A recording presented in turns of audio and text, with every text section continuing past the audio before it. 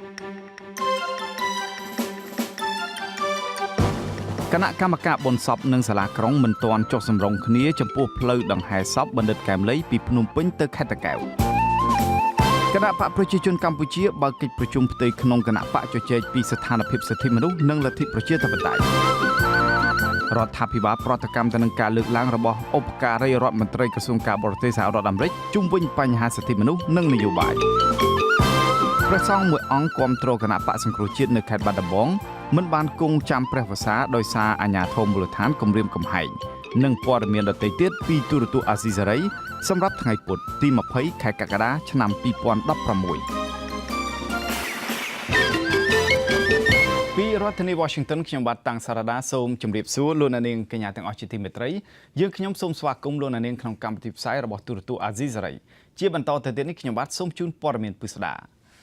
បាទលោកអ្នកនាងជាទីមេត្រីក្រុមគ្រួសារនិងគណៈកម្មការបនសពលោកបណ្ឌិតកែមលីនិងសាលារាជធានីភ្នំពេញនៅមិនទាន់ចុះសម្រុងគ្នានៅឡើយទេចំពោះការកំណត់ផ្លូវមួយចំនួនសម្រាប់ដង្ហែឆ្លងកាត់រាជធានីភ្នំពេញទៅកាន់ខេត្តតាកែវប្អូនប្រុសលោកបណ្ឌិតកែមលីគឺលោកកែមរិទ្ធសិទ្ធឲ្យទូរទស្សន៍អាស៊ីសេរីដឹងក្រោយកិច្ចប្រជុំរវាងក្រុមគ្រួសារគណៈកម្មការបនសព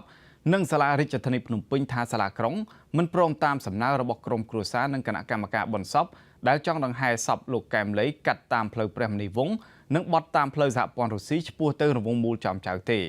លោកកែមរិទ្ធសិទ្ធបន្តថាសម្រាប់សាលាក្រុងអនុញ្ញាតផ្លូវសម្រាប់ដង្ហែគឺដង្ហែចុះពីស្ពានជ្រោយចង្វាឆ្ពោះទៅអង្តែនទួលគោកកាត់តាមផ្សារមន់អាំងត្រឡោបែក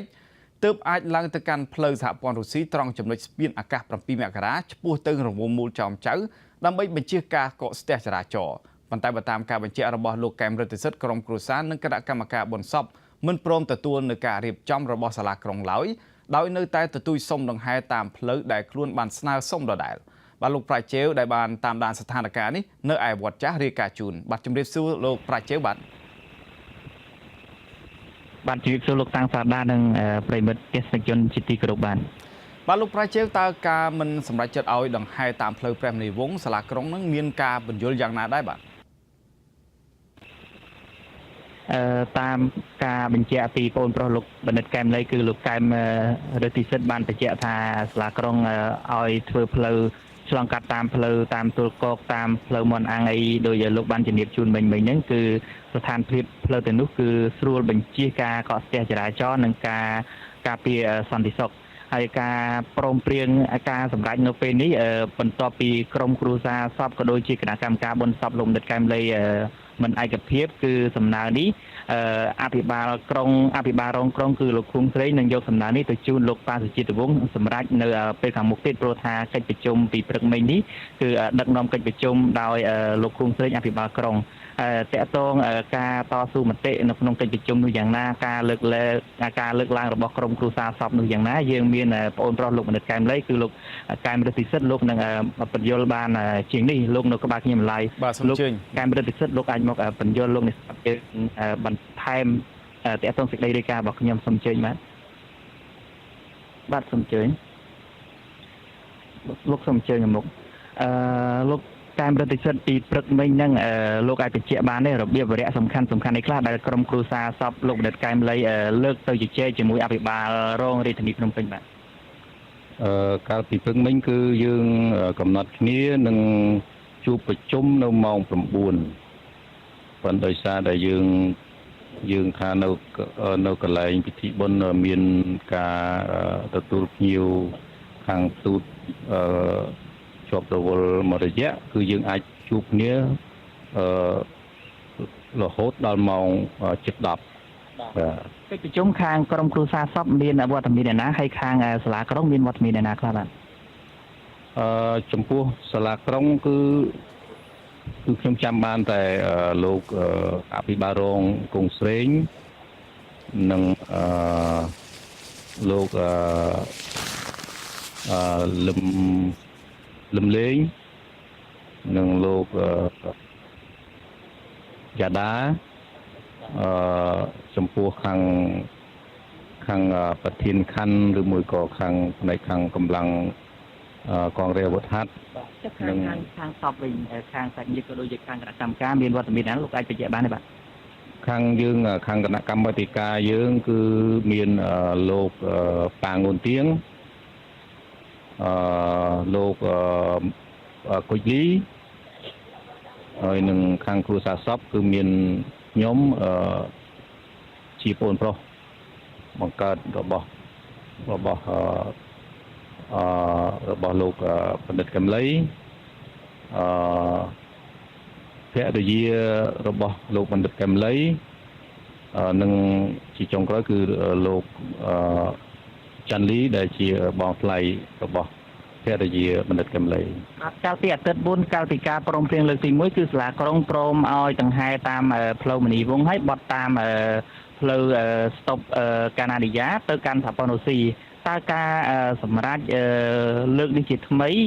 លោកអាចបញ្ជាក់លម្អិតបានទេតើសាលាក្រុងមានហេតុផលសំខាន់លើ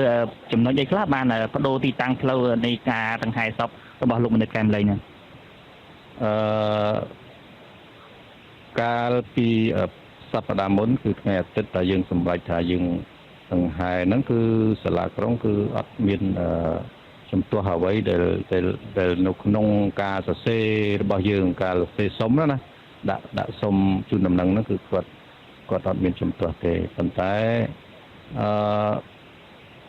ដល់ទៅពេលយើងពជាពេលហើយយើងធ្វើការជូនដំណឹងសាលាក្រុងជាថ្មីហើយនឹងយើងធ្វើការប្រជុំគណៈកម្មាធិការដង្ហែជាថ្មីយើងជជែកគ្នាអំពីពីចំណុចទី1គឺយើងថាត្រូវហែតាមផ្លូវណាបាទទី2គឺយើងជជែកគ្នារឿងថាយើងត្រូវដើរស្មើជើងឬមួយក៏យើងជិះម៉ូតូឬជិះឡានអាហ្នឹងគឺយើងពីចំណុចហ្នឹងដែលសំខាន់បាទចំពោះដែលសាលាក្រុងគាត់លើកឡើងថាគាត់សំណើសុំមកខាងយើងជាគ្រួសារសពឬគណៈកម្មាធិការបុណ្យវិញគឺគាត់ថាយើងធ្វើទៅតាមយើងធ្វើដំណើរទៅតាមផ្លូវដែលគាត់និយាយដែលគាត់គ្រោងទុកហ្នឹងគឺពីវត្តចាស់សម្ដៅទៅស្ពានជ្រោយចង្វាយើងបត់ឆ្វេងហើយយើងបុកត្រង់ទៅឡើងទំនប់ទួលគោកហើយយើងបត់ឆ្វេងទៀតឡើងផ្លូវមនអាំងផ្លូវសាមនអាំងហើយបុកទៅឡើងទំនប់តឡោកបែកហើយយើងបត់ឆ្វេងបុកទៅស្ពានអាកាស7មករាយើងបត់ស្ដាំរហូតទៅដល់រវងមូលចំចៅដោយលោកបានបញ្ជាក់ថាខាងក្រុមគ្រួសារសពដូចគណៈកម្មការបុណ្យសពចង់ការដង្ហែគឺធ្វើតាមផ្លូវមនីវងហើយឆ្ពោះទៅតាមស្តុបកាណាឌីយ៉ាហើយទៅតាមផ្លូវសហព័ន្ធរុស្ស៊ីហេតុអីបានជាក្រុមគ្រួសារសពជំនះចង់ដង្ហែផ្លូវហ្នឹងបាទដោយហេតុថាយើងដាក់សេចក្តីជូនដំណឹងពីមុនគឺយើងប្រជាជនទូទាំងប្រទេសក៏ដូចជាអ្នកដែលរស់នៅក្រៅប្រទេសនេះគឺគាត់ដឹងឮថាយើងហែតាមផ្លូវហ្នឹងហើយដូច្នេះការដាក់សុំលើកក្រោយនេះគឺយើងត្រូវតែសុំឲ្យគោរពទៅតាមអ្វីដែលយើងបានស្នើសុំពីមុនព្រោះថាបើសិនជាយើងមិនបានតាមផ្លូវដែលយើងស្នើសុំហ្នឹងទេវាមានបញ្ហាពីព្រោះថាប្រជាជនទូទាំងប្រទេសគាត់ស្រឡាញ់គាត់ចូលចិត្តអញ្ចឹងគាត់ចង់បានអ្វីដែលក្រុមគ្រួសារនឹងចង់បានមកទល់ម៉ោងនេះពេលនេះលោកទទួលបានព័ត៌មានពីខាងសាលាក្រុងវិញទេថាគេនឹងទៅអញ្ជើញខាងក្រុមគ្រួសារសពក៏ដូចជាលោកទៅប្រជុំសម្រាប់ម្ដងទៀតព្រោះការប្រជុំនៅថ្ងៃនេះមិនទាន់ទទួលបានលទ្ធផលដូចនេះទេបាទចំពោះសាលាក្រុងគឺគាត់បានជូនដំណឹងថាបើសិនជាគាត់យល់ព្រមតាមសំណើរបស់យើងគាត់នឹងជូនដំណឹងតាមក្រោយយើងក៏មិនចាំបាច់ទៅប្រជុំទៀតដែរបាទខ្ញុំចង់ដឹងជាសំណួរចុងក្រោយរបស់ខ្ញុំក្នុងករណីសាលាក្រុងនៅតែមានអ្នកចង់ឲ្យដង្ហែតាមផ្លូវដែលគេគ្រោងទុកហ្នឹងតើក្រមសាច់ញាតិសពហ្នឹងធ្វើតាមឬក៏សម្រេចថានឹងធ្វើតាមអ្វីដែលយើងចង់ដង្ហែឬក៏សម្រេចតម្កល់សពបន្ថែមទៀតបាទចំពោះសំណួរនេះគឺខ្ញុំមិនអាចឆ្លើយដោយបញ្ញាទេពីព្រោះយើងត្រូវការពិភាក្សានៅក្នុងគណៈកម្មាធិការបុណ្យហើយនឹងចំពោះភរិយារបស់គាត់ផ្ទាល់អរគុណលោកកម្រិតសិទ្ធិបាទអរគុណលោកសាស្ត្រាខ្ញុំមានសេចក្តីរាយការណ៍បន្ថែមទៀតទាក់ទង thì tầm cao sập lục đợt kèm đây để nơi ngày đi cứ chiên đò đập mùi ngày thì hai khơi tha bên chia bờ rót tiền group sập bận nạn nó tại bận to một group sập lục đợt kèm lấy đai bật tôi chỉ miền này chấm luôn thôi cho mình bàn là bậc co cả cọ xe cả đấy bận tay phụ quạt nơi bận to kia mà đai chạy nơi pe là nghĩ đi cả cọ sầm cột bậc nhóm khơi nhà miền bên chia bờ rót một trán vừa pe là nghĩ quạt trên bị càng nghi hay một nắng mình trâmแต่một lẹ cái này chỗ này khơi nhà la một chỉ crom hayเคยមានក្រុមដូនជីក្រុមព្រះសង្ឃសូម្បីតែក្រុមជនពិការក៏គាត់មកក្រុមគ្នាគាត់ដែរហើយក្នុងចំណោមអ្នកមកទាំងនោះបន្ទាប់ពីគោរពសពហើយមានទឹកភ្នែករលីងរលោងអីអញ្ចឹងហើយក្នុងចំណោមអ្នកទាំងនោះមានអ្នកម្នាងម្នាក់ដែលគាត់អតីតជាតារាភាពយន្តក៏មកគោរពសពលោកដិតកែមលីដែរខ្ញុំបានសួរសំណួរគាត់តែពីសំណួរសោះគាត់ហូរទឹកភ្នែកគាត់នៅតែថាពីមុនមកគាត់ដែលស្គាល់លោកដិតកែមលីផ្ទាល់ទេគឺស្គាល់តាមរយៈស្ដាប់សំឡេងតាមរយៈប្រព័ន្ធផ្សព្វផ្សាយអីជាដើមយ៉ាងទៅហើយគាត់គោរពស្រឡាញ់ការវិភាគរបស់លោកដិតកែមលីក៏ដូចជាទស្សនៈទានរបស់លោកកែមលីតាក់ទងបញ្ហាផ្សេងៗទៅគាត់មកគោរពនៅថ្ងៃនេះហើយគាត់ក៏ស្នើសុំឲ្យសមាជិកនឹងវែកមុខរកគិតកោពិតឬក៏មនុស្សនៅពីក្រោយខ្នងនៃការបាញ់សម្លាប់លោកដិតកែមលីនេះបានហើយតាក់ទងការដង្ហែសពលោកដិតកែមលីយើងមានបដិជគុណបន្ទិញមួយអង្គទៀតដោយសារថាគៀកថ្ងៃមែនតើហើយគៀកថ្ងៃដង្ហែសពហើយយើងនឹងជំរាបខ្លះថាតើមកតល់ពេលនេះមានជំនួយយ៉ាងម៉េចមានការរៀបចំពិធីនឹងយ៉ាងម៉េចបដិជគុណបន្តិចនឹងជំរាបជូនជំរាបសួរព្រះអង្គព្រះអង្គមកទល់ពេលនេះព្រះអង្គមានជ្រាបទេថាគណៈកម្មការបុណ្យសពបានត្រៀមឡានមានកម្លាំងអីយ៉ាងម៉េចអីសម្រាប់ជួយសម្រួលនៅក្នុងពិធីដង្ហែសពលោកដិតកែមលីទៅតម្កល់នៅបញ្ចុះនៅក្នុងខេត្តតាកែវជាស្រុកកំណើតរបស់លោកដិតកែមលីបាទពលចម្រើនពលដល់ញាតិញោមអ្នកទេសនាទូរទស្សន៍អាស៊ីសេរីទាំងអស់ហើយក្នុងនាមគណៈកម្មការរៀបចំបុណ្យសពលោកឧត្តមដិតកែមលីជាគោលការណ៍និងជាផែនការយើងបានរៀបចំ11ផែនមកដល់ម៉ោងនេះដើមដៃឡើងយើងគិតថាយើងរៀប10ផែនតែយើងគិតចង់ឃើញអ្នកដែលស្មោះស្ម័គ្រនិងគោរពឆន្ទៈនិងទេសនាទានរបស់លោកឧត្តមដិតកែមលីយើងចង់ឲ្យគាត់នឹងទៅឈរក្បែរនឹងក្តារប្រជុំដែលពួកគាត់មានមួយចំនួនធំទូរស័ព្ទមកសុំកោសក់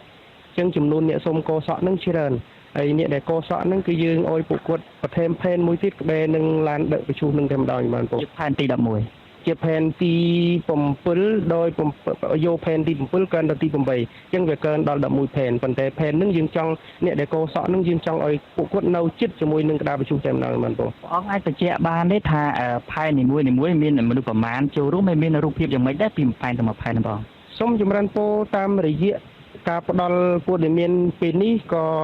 អាចជួយអាត្មាមួយយ៉ាងដែរក្នុងការទទួលទូរស័ព្ទពីព្រោះប្រហែលថ្ងៃនេះក្នុង1នាទីទូរស័ព្ទមិនតិចជាង20ទូរស័ព្ទទេហើយខ្លះក៏បានលើកខ្លះក៏អត់បានលើកហើយព័ត៌មាននេះសូមឲ្យញាតិញោមជ្រាបអញ្ចេះផែនទី1គឺយើងរៀបចំផែនប្រសង់នំផ្លូវហើយផែនអភិធម្មហើយគ្នាតិចទេហើយផែនទី2គឺអាចារ្យដែលនៅពីក្រោយនឹងអភិធម្មផែនទី3គឺយើងមានផែនសាច់ញាតិដែលប្រាយលាជអីផ្សេងៗញាតិសន្តានទាំងអស់គឺនៅពីខាងក្រោយអាចារ្យផែនទី4គឺយើងមានក្រុមភ្លៀងណាភ្លៀងដង្ហែសពនោះផែនទី5គឺមានឡានក្រនផែនទី6គឺមានប្រសង់ផែនទី7គឺយើងមានឡានសពផែនទី8គឺយើងមានក្រុមអ្នកដែលកោសក់ស្មោះស្ម័គ្រជាមួយលោកឧត្តមបណ្ឌិតផែនទី9គឺអ្នកមុខអ្នកការមន្ត្រីរាជការអង្គការសង្គមស៊ីវិលនៅនឹងផែនទី9និងផែនទី10គឺយើងចង់ឲ្យក្រុមជនជាតិដើមភាគតិចផែនទី11គឺអ្នកចូលរួមទូទៅមិនហើយក្នុងកម្លាំងផែននីមួយៗនោះចំនួនអ្នកដែលត្រូវការយកមករៀបចំសម្រាប់ធ្នាប់ក្នុងកម្មវិធីហែនឹងឲ្យបានប្រព្រឹត្តទៅល្អសមនឹងកម្មវិធីបុណ្យវីរៈជនក្នុងបេះដូងយើងគឺយើងត្រូវការសន្តិសុខអ្នកជួយរៀបចំ110នាក់មកដល់ម៉ោងនេះគឺមានអ្នកចុះឈ្មោះធ្វើជាសន្តិសុខបាន10នាក់ទេដូច្នេះខ្វះ100នាក់ទៀតហើយតាមរយៈការប្រកាសព័ត៌មានតាមទូរទស្សន៍អាស៊ីសេរីនេះសូមឲ្យបងប្អូនយុវជនទាំងអស់ដែលមានកម្លាំងអាចដើរបានលឿនអាចជួយសម្រួលបានមកចុះឈ្មោះបន្ថែមទៀតតាមរយៈទូរស័ព្ទអាត្មាដែលបានប្រកាសប្រាប់ថ្ងៃមុននោះយើងនៅខ្វះសន្តិសុខ100នាក់ទៀតបានបងទូរស័ព្ទអាត្មាញាតិញោមអាចតាក់ទងមកតាមទូរស័ព្ទ016 6 ដង 042 ឬក៏តាម Facebook អាត្មា message មកក៏បានបើទូរស័ព្ទមិនបានលើក message មកអាត្មានឹងនៅប្រចាំបើកមើល ដល់ដែលទេហើយមកដល់មុខនេះយើងទទួលបានឡានជាង20គ្រឿងហើយមានតាំង Triton Tacoma Nissan Hyundai Korea អញ្ចឹងយើងបានឡានច្រើនលើសពីការក្រុងទុករបស់យើងត្រូវការឡានមកបាំងកន្លះហ្នឹង6ឡានឥឡូវយើងកើនលើសពីនោះទៀតដូច្នេះញាតិញោមកុំទាន់អាលគិតថាឡានច្រើនលើសចំនួនមិនចេះលើសទេពីព្រោះយើងរំពឹងទុកថាអ្នកដែលស្រឡាញ់លោកឧត្តមបណ្ឌិតកែមលីនេះនឹងអាចចូលរួមច្រើនជាងនោះទៀតដូច្នេះអ្វីយើងត្រូវរៀបចំឲ្យរួចរាល់ហើយអាត្មានឹងរៀបចំការប្រជុំដល់អ្នកដែលបានជួយឡានមកក្នុងកម្មវិធីទាំងហេសពនៅម៉ោង5ល្ងាចថ្ងៃសៅរ៍យើងត្រូវមកជួបហើយមួយអន្លើទៀតយើងបានក្រុមខាងសង្គ្រោះបឋមយើងត្រូវការ50នាក់ឥឡូវយើងទៅនឹងបានជិត20នាក់ហើយមិនព្រោះយើងត្រូវការក្រុមសង្គ្រោះបឋមត្រូវចុះឈ្មោះបន្ថែមទៀតព្រោះយើងត្រូវការអ្នកសង្គ្រោះបឋមក្រែងមានញាតិញោមត្រូវកណ្ដៅថ្ងៃហើយនឹងត្រូវដំណើរឆ្ងាយអាចមានបញ្ហាមិនស្រួលខ្លួនហើយមួយអន្លើទៀតសូមបិណ្ឌបានញាតិញោមពីព្រោះតាមការពិនិត្យមើលផ្ទៃមេឃវាអាចមានភ្លៀងមានអីសូមញាតិញោមកុំភ្លេចទិញអាវភ្លៀងមួយដាក់ខ្លួនឯងដើម្បីជាការការពារហើយរៀបចំទូរស័ព្ទអីហ្នឹងរៀបចំច្រកថងច្រកអីហើយបើមានមេឃភ្លៀងមេឃគោអីចាប់នឹមគ្នាបិទទូរស័ព្ទអីហើយទៅអ្វីប្រែប្រួលចាំអាត្មានឹងស្រែកបន្តតាមពីក្រោយពីព្រោះយើងបានរៀបចំមិត្ត100មិត្តជាងហើយដើម្បីជួយស្រែកឲ្យញាតិញោមបានលឺដូច្នេះក្នុងគណៈពីនោះដើម្បីជិះឲ្យផុតពីហានិភ័យខ្យល់ព្យុះអីផ្សេងៗនោះបិទទូរស័ព្ទចូលទាំងអស់គ្នាទៅមែនព្រោះតាមព្រះអង្គរៀបរាប់មិញហ្នឹងមានថ្មើរជើងទេអាត្មាបើតាមការជូនដំណឹងរបស់សាលាក្រុងភ្នំពេញគឺសុខចិត្តឲ្យយើងជិះនៅលើឡានលើម៉ូតូហើយឲ្យធ្វើយឺតអាត្មាយល់ឃើញថាបើនៅលើឡានលើម៉ូតូធ្វើយឺតវាស្ទះប្រហែលគ្នានឹងដើរដូច្នេះយើងបើឱកាសឲ្យមហាជនគេចង់ដើរទៅអាហ្នឹងជាសិទ្ធិសេរីភាពដែលគេគោរពគេស្រឡាញ់បើគេចង់ដើរថ្មើរជើងដើរទៅអត់មានទោះខុសអីទេហើយយើងក្នុងនាមជាអ្នកគោរពសេរីភាពលោកញោមឧត្តមបណ្ឌិតកែមលីគាត់យកជីវិតទៅវិនិយោគនឹងសេរីភាពហ្នឹងហើយគាត់ខ្លាយទៅជាសាកសពសុំកុំអោយដាក់ទរណកម្មមិនអោយដើរអញ្ចឹងអាហ្នឹងត្រូវអោយដើរទៅពីព្រោះគាត់យកជីវិតទៅដូររហូតដល់ស្លាប់ដោយសារសេរីភាពហ្នឹងតាហើយបើសិនតែគិតខ្លាយទៅជាសពហើយមិនអោយមានសេរីភាពតទៀតអានឹង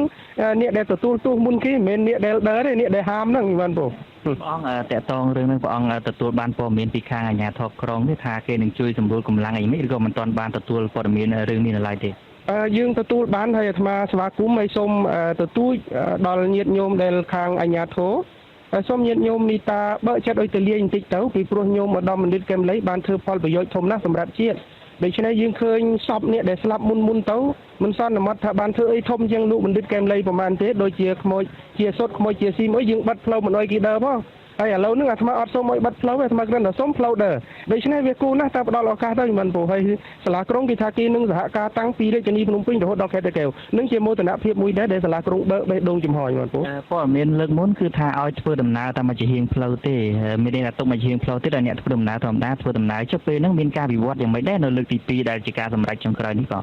យើងនៅតែរក្សាជំហរដដែលពីព្រោះអាត្មាក្នុងនាមគណៈកម្មការបុណ្យសពលោកបណ្ឌិតកែមលីត្រូវតែរក្សាជំហរដូចញោមកែមលីចឹងដែរហើយជំហររបស់យើងចង់បានយ៉ាងណាយើងធ្វើយ៉ាងនោះ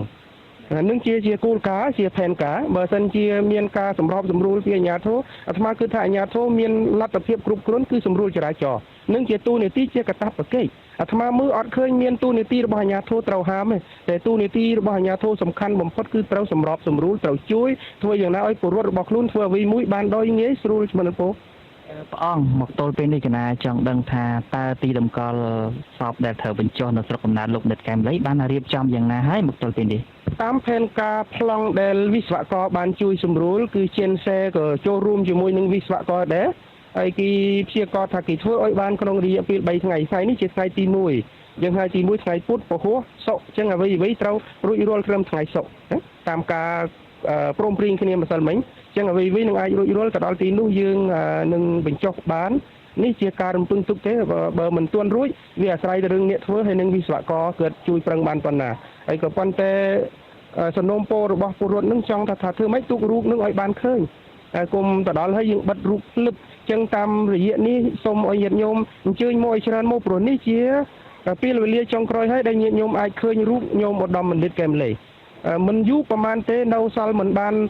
មួយអាទិត្យផងរូបរបស់លោកឧត្តមបណ្ឌិតដែលយើងស្រឡាញ់ក្នុងបេះដូងរបស់យើងនឹងមិនត្រូវបានមើលឃើញទេនឹងត្រូវคล้ายទៅជាធាតុទាំង4ដីទឹកភ្លើងខ្យល់ហើយក៏ប៉ុន្តែរូបឧត្តមបណ្ឌិតកែមលីនឹងคล้ายទៅជាដីទឹកភ្លើងខ្យល់យ៉ាងណាក៏ដោយតែវិញ្ញាណរបស់លោកនឹងស្មារតីឧត្តមគតិរបស់លោកសូមឲ្យស្ថិតក្នុងបេះដូងយើងគ្រប់គ្នា ដូចយើងបានដឹងគ្រប់គ្នាថាសពនឹងដង្ហែចេញពីបរិវេណវត្តចាស់នៅម៉ោង 7 ព្រឹកព្រះអង្គប៉ាន់ប្រមាណទេថានឹងទៅដល់ស្រុកកំណើតម៉ោងប្រមាណដែរ បើសិនជាយើងអត់មានអ្នកចូលរួមថ្មើរជើងទេយើងអាចទៅដល់ទីនោះត្រឹមម៉ោង 1 ឬក៏ម៉ោង 2 ប៉ុន្តែបើមានអ្នកចូលរួមច្រើនកកទីអាចទៅនៅក្នុងពេញប៉ុន្តែចង្អៃដី 70 គីឡូជាងវាមិនលើសពី 5 6 ម៉ោងទេខ្ញុំមិនពោលតាមការរំពឹងទុកដូច្នេះប្រកាសជាពុទ្ធបរិស័ទគឺស្ម័គ្រគេព្រមទទួលយកពេលវេលាយឺតយ៉ាវហ្នឹងសំខាន់អ្នកចូលរួមគេព្រមទទួលយកពេលវេលាយឺតយ៉ាវនោះអត់ខ្ញុំមិនពោលអរគុណព្រះអង្គគណៈអរគុណបាទអរគុណឥឡូវមុននឹងបញ្ចប់សេចក្តីរាយការណ៍របស់ខ្ញុំមានព័ត៌មានចុងក្រោយនៅក្នុងការគោរពសពលោកបណ្ឌិតកែមលីថ្ងៃនេះខ្ញុំបានជួបសម្ភាសអាជីវករអាជីវករដែលគាត់លក់ដូរនៅផ្សារធំអីបានខ្សឹបប្រាប់ខ្ញុំដោយសុំថ្លៃមិនបញ្ចេញឈ្មោះអត្តសញ្ញាណទេដោយព្រួយបារម្ភពីសុខភាពរបស់ខ្លួនគឺថាមានការគម្រាមកំហែងពួកគាត់ឲ្យថាបើសិនជានៅថ្ងៃទី 24 ជាថ្ងៃដែលដង្ហែសពលោកបណ្ឌិតកែមលីហ្នឹងបាត់អាជីវករនៅក្នុងតូបនីមួយៗហ្នឹងគឺក្រុមការងារផ្សារគេនឹងកត់លេខតូបណាដែលបាត់នៅក្នុងថ្ងៃនោះហើយយើងមិនដឹងថាការធ្វើបែបនេះគេនឹងដាក់ទណ្ឌកម្មឬក៏មានវិធានការយ៉ាងម៉េចចំពោះក្រុមអាជីវករដែលលោកទៅដង្ហែសពលោកបណ្ឌិតកែមលីទេបាទសូមអរគុណច្រើនលោកថាឥតលោកប្រាជ្ញជើបាទដែលបានចំណាយពេលជាមួយនឹងវិទ្យុទូរទស្សន៍អាស៊ីសេរីបាទអរគុណជំរាបលាបាទលោកនៅនឹងជាទីមេត្រីប្រជាពលរដ្ឋនិងសង្គមស៊ីវិលទទូចដល់រដ្ឋាភិបាលជាបន្តបន្ទាប់ឲ្យពន្លឿនការស៊ើបអង្កេតករណីឃាតកម្មលើលោកបណ្ឌិតកែមលីដោយស្មោះត្រង់និងស្នើឲ្យអ្នកជំនាញស៊ើបអង្កេតឯករាជ្យចូលរួមក្នុងដំណើរការស៊ើបអង្កេតករណីនោះផងអង្គការសង្គមស៊ីវិលនិងអ្នកស្រាវជ្រាវមួយចំនួនយល់ថាបើការស៊ើបអង្កេតនោះពុំមានការចូលរួមពីអ្នកឯករាជ្យនិងមិនមានដំណាភាពនោះពួកគាត់មិនសូវសង្ឃឹមថាពលឺយុទ្ធធរនិងមានសម្រាប់គ្រួសារលោកបណ្ឌិតកែមលីឡើយព្រោះមកដល់ពេលនេះសមត្ថកិច្ចបាននិយាយតិចតួចអំពីឃាតកម្មនិងការចាប់ខ្លួនជនសង្ស័យដែលអះអាងថាឈ្មោះជួបសម្លាប់លោកបណ្ឌិតកែមលីត្រូវបានខ្មាន់កំភ្លើងបាញ់សម្លាប់នៅនឹងកន្លែងក្នុងស្ថានីយ៍ប្រេងឥន្ធនៈកាល់តិចក្នុងទីក្រុងភ្នំពេញកាលពីថ្ងៃទី 10 ខែកក្កដាកន្លងទៅក្រោយពីលោកបានធ្វើបទសម្ភាសន៍និងបញ្ចេញមតិតាមសារព័ត៌មាននានាអំពីរបាយការណ៍មួយរបស់អង្គការឃ្លាំមើលពិភពលោក Global Witness ដែលនិយាយពីការកាន់កាប់ចំនួនដោយគ្រួសារត្រកូលហ៊ុនអ្នកនាំពាក្យក្រសួងមហាផ្ទៃលោកឧត្តមសេនីយ៍ខៀវសុភ័ក្រមានប្រសាសន៍ថាអ្វីត្បិតតែកិច្ចការងារនេះស្ថិតនៅក្នុងទីងងឹតនៅឡើយក្តីប៉ុន្តែសមត្ថកិច្ចនៅមិនទាន់អស់សង្ឃឹមនោះទេដោយនៅខិតខំបន្តទៀតដោយសហការជាមួយស្ថាប័នតុលាការអង្គការអន្តរជាតិអ្នកកាសែតគ្មានព្រំដែនបានចេញសេចក្តីប្រកាសព័ត៌មានកាលពីថ្ងៃទី 18 ខែកក្កដាថាឃាតកម្មលើលោកកែមលីធ្វើឲ្យអង្គការនេះព្រួយបារម្ភចំពោះប្រព័ន្ធផ្សព្វផ្សាយដែលអាចរងការវាយប្រហារជាបន្តបន្ទាប់អង្គការអ្នកកាសែតគ្មានព្រំដែនស្នើឲ្យរដ្ឋាភិបាលកម្ពុជាបញ្ឈប់ការបំផិតបំភ័យលើប្រព័ន្ធផ្សព្វផ្សាយនិងការរំលោភលើសេរីភាពផ្នែកសារព័ត៌មានបាទលោកនាងជាទីមេត្រីមន្ត្រីរដ្ឋាភិបាលប្រតិកម្មទៅនឹងការលើកឡើងរបស់ឧបការីរដ្ឋមន្ត្រីក្រសួងការបរទេសសហរដ្ឋអាមេរិកលោក Tom Malinowski ជុំវិញបញ្ហាសិទ្ធិមនុស្សនិងនយោបាយថាជាការមិនពិតមិនពិនិត្យអង្គហេតុនិងអង្គច្បាប់របស់កម្ពុជាព្រមទាំងមានទំនោរគ្រប់គ្រងគណៈបកប្រឆាំងអ្នកជំនាញផ្នែកនយោបាយការបរទេសបញ្ជាក់ថាมันមានចំណុចណាមួយដែលបង្ហាញថាសាររបស់លោក Tom Malinowski ជាការគ្រប់គ្រងគណៈបកនយោបាយណាមួយឡើយប៉ុន្តែដោយសារសហរដ្ឋអាមេរិកប្រកាន់គោលការណ៍គោរពសិទ្ធិមនុស្សនិងនីតិរដ្ឋដូច្នេះអាមេរិកមិនចាំបាច់ត្រូវលើកឡើងពីបញ្ហាទាំងនេះបាទសូមទស្សនាសេចក្តីរាយការណ៍របស់លោកយ៉ងច័ន្ទតារារដ្ឋលេខាធិការនិងជាអ្នកនាំពាក្យនៃទីស្តីការគណៈរដ្ឋមន្ត្រីលោកផៃស៊ីផានសម្ដែងការសោកស្ដាយចំពោះការលើកឡើងរបស់ឧបការីរដ្ឋមន្ត្រីក្រសួងការបរទេសសហរដ្ឋអាមេរិកលោក Tom Malinowski ជុំវិញការស្នើឲ្យទម្លាក់ចោលបទចោទប្រឆាំងសកម្មជនគណៈបកប្រឆាំងសកម្មជនការពារសិទ្ធិមនុស្សនិងមន្ត្រីកោជបលោកនីចរិយាលោកផៃស៊ីផានហៅសន្ទរកថារបស់លោក Tom Malinowski ថាជាយុទ្ធនាការនយោបាយដែលមាននិន្នាការគ្រប់គ្រងគណៈបកប្រឆាំងអ្វីដែលមានរឿងហេតុនោះគឺរឿងតខ្លួនរវាងសំរងស៊ីជាមួយអាដាមបបាក់ជារដ្ឋមន្ត្រីហ៊ុនម៉ាណែតរឿងគឹមសុខាដែលគាត់មិនគោរពនៅអ្វីដែលជានីតិវិធីរបស់តុលាការនិងជាការប្រឆាំងនឹងស្ថាប័នតុលាការអានឹងមិនមែនជារឿងនយោបាយទេគឺយកឃើញថាជាការរំលោភច្បាប់តែគាត់បំភ្លឺមិនចោលគឺគាត់មាននិន្នាការនយោបាយđểបំរើឲ្យគណៈបកប្រឆាំងរួចស្រេចហើយអំឡុងពេលទស្សនកិច្ចនៅកម្ពុជារយៈពេល2ថ្ងៃឧបការីរដ្ឋមន្ត្រីក្រសួងការបរទេសសហរដ្ឋអាមេរិកទទួលបន្ទុកលទ្ធិប្រជាធិបតេយ្យសិទ្ធិមនុស្សនិងការងារលោក Tom Malinowski ក៏សម្គាល់ថាមួយរយៈពេលចុងក្រោយនេះចំណាត់ការផ្លូវច្បាប់ជាច្រើនត្រូវបានធ្វើឡើងប្រឆាំងនឹងក្រុមអ្នករិះគន់ទៅលើរដ្ឋាភិបាលហើយលោកពិតជាមានការព្រួយបារម្ភចំពោះការធ្វើទុកបុកម្នេញនិងការចោទប្រកាន់នានា ទៅលើសកម្មជននយោបាយគណៈបកប្រឆាំងរួមទាំងសកម្មជនការពារសិទ្ធិមនុស្សនិងមន្ត្រីកោជបលោកបញ្ជាក់ថាចំណាត់ការផ្លូវច្បាប់ទាំងអម្បាលម៉ានគឺជារឿងអយុត្តិធម៌ហើយលោកជំរុញឲ្យរដ្ឋាភិបាលកម្ពុជាដោះលែងនិងទម្លាក់ចោលបទចោទទាំងឡាយប្រឆាំងនឹងសកម្មជននិងតំណាងរាស្ត្រទាំងនោះលោកបន្តទៀតថានៅក្នុងបរិបទបោះឆ្នោតនាពេលខាងមុខនឹងខួបលើកទី25នៃសន្ធិសញ្ញាសន្តិភាពទីក្រុងប៉ារីសរដ្ឋាភិបាលកម្ពុជាមានភាពចាំបាច់ណាស់ក្នុងការបង្ហាញពីដំណើរការប្រជាធិបតេយ្យមួយដែលគួរឲ្យទុកចិត្តបានពីសំណាក់សាធារណជនខ្មែរនិងសហគមន៍អន្តរជាតិលើសពីនេះលោកក៏បានសង្កត់ធ្ងន់ទៀតថាសហរដ្ឋអាមេរិកមិនមាននិន្នាការគ្រប់គ្រងឬក៏ប្រឆាំងគណៈបកនយោបាយណាមួយនោះទេខ្ញុំចង់បញ្ជាក់ថាសហរដ្ឋអាមេរិកមានទំនាក់ទំនងដ៏ជិតស្និទ្ធនិងបែបវិជ្ជមានជាមួយរដ្ឋាភិបាលនិងប្រជាជនកម្ពុជាយើងបានធ្វើការជាមួយគ្នាជាយូរឆ្នាំណាស់មកហើយទៅលើការអភិវឌ្ឍសេដ្ឋកិច្ចការការពារបរិស្ថានការថែរក្សាសន្តិសុខប្រឆាំងភេរវកម្មការពង្រឹងសិទ្ធិមនុស្សនិងលទ្ធិប្រជាធិបតេយ្យខ្ញុំចង់បញ្ជាក់ឲ្យច្បាស់ថាអាមេរិកមិនប្រឆាំងឬគ្រប់គ្រងគណៈបកឬចលនានយោបាយណាមួយឡើយទាំងរដ្ឋាភិបាលនិងទាំងខាងគណៈបកប្រឆាំងអ្វីដែលអាមេរិកគ្រប់គ្រងនៅកម្ពុជានិងប្រទេសដទៃទៀតនៅលើពិភពលោកគឺដំណើរការមួយដែលផ្ដល់ឱកាសឲ្យមនុស្សគ្រប់គ្នានៅឱកាសស្មើគ្នាដើម្បីបង្ហាញការយល់ឃើញទាញយកផលប្រយោជន៍និងប្រកួតប្រជែងគ្នានៅលើសាយវាននយោបាយនេះជាចំណុចសំខាន់គ្រប់ប្រទេសទាំងអស់ដើម្បីថែរក្សាស្ថិរភាពនិងសន្តិភាពសង្គមបន្ថែមពីលើនេះលោក Tom Malinowski ជំរុញឲ្យរដ្ឋាភិបាលស៊ើបអង្កេតដោយត្រឹមត្រូវនិងអាចជឿទុកចិត្តបានជុំវិញករណីឃាតកម្មទៅលើលោកបណ្ឌិតកែមលីតាក់ទងទៅនឹងរឿងនយោបាយវិញលោកលើកឡើងពីសារៈសំខាន់នៃវប្បធម៌សន្តិនិកហើយលោកជំរុញឲ្យគណៈបកជាប់ឆ្នោតទាំងពីរវិលមករកតុចរចាសារជាថ្មីដើម្បីឲ្យដំណើរការបោះឆ្នោតនៅពេលខាងមុខអាចប្រព្រឹត្តទៅដោយរលូន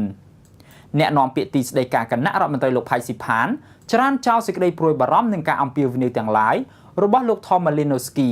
ដោយលើកហេតុផលថាតុលាការនិងដំណើរការរោគយុត្តិធម៌របស់កម្ពុជាគឺមានភាពឯករាជ្យនិងអធិបតេយ្យភាពដោយមិនរងសម្ពាធពីក្រុមណាមួយឡើយអ្នកស្រាវជ្រាវផ្នែកនយោបាយការបរទេសនិងច្បាប់សិទ្ធិមនុស្សអន្តរជាតិលោកឡុងគឹមខុនមិនចាត់ទុកការលើកឡើងរបស់លោក Tom Malinowski ថាមានទំនោរទៅរកគណៈបកប្រឆាំងឬក៏ក្រុមណាមួយនោះទេ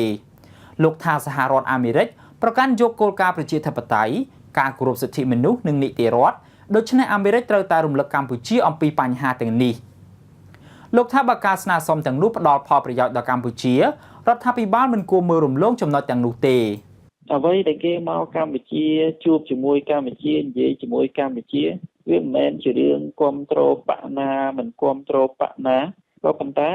គេចង់ឲ្យកម្ពុជាយើងក្លាយជាប្រទេសមួយដែលនីតិរដ្ឋពិតប្រាកដប្រជាធិបតេយ្យពិតប្រាកដគោរពសិទ្ធិមនុស្សពិតប្រាកដដើម្បីធ្វើឲ្យទំនាក់ទំនងទ្វេភាគីរវាងកម្ពុជាអាមេរិកកាំងនឹងកាន់តែល្អប្រសើរហើយផ្ដល់ផលប្រយោជន៍ឲ្យគ្នាទៅវិញទៅមកហើយនៅក្នុងនយោបាយការបរទេសដរាបណាយើងទទួលបានផលប្រយោជន៍សម្រាប់ជាតិយើងសម្រាប់ប្រជាពលរដ្ឋយើងមានអ្វីដែលថាមិនគួរធ្វើស្ថានភាពនយោបាយនិងសិទ្ធិមនុស្សនៅកម្ពុជាហាក់ស្ថិតនៅក្នុងបរិយាកាសមិនល្អឡើយនៅក្រៅពេលដែលគណៈបកជាប់ឆ្នោតទាំងពីរមើលមុខគ្នាមិនចំនិងផ្អាកវប្បធម៌សន្តិនិកសកម្មជននិងតំណាងរាជគណៈបកប្រឆាំងរួមទាំងសកម្មជនការពារសិទ្ធិមនុស្សនិងមន្ត្រីកោជបត្រូវបានចោទប្រកាន់និងឃុំខ្លួនជាបន្តបន្ទាប់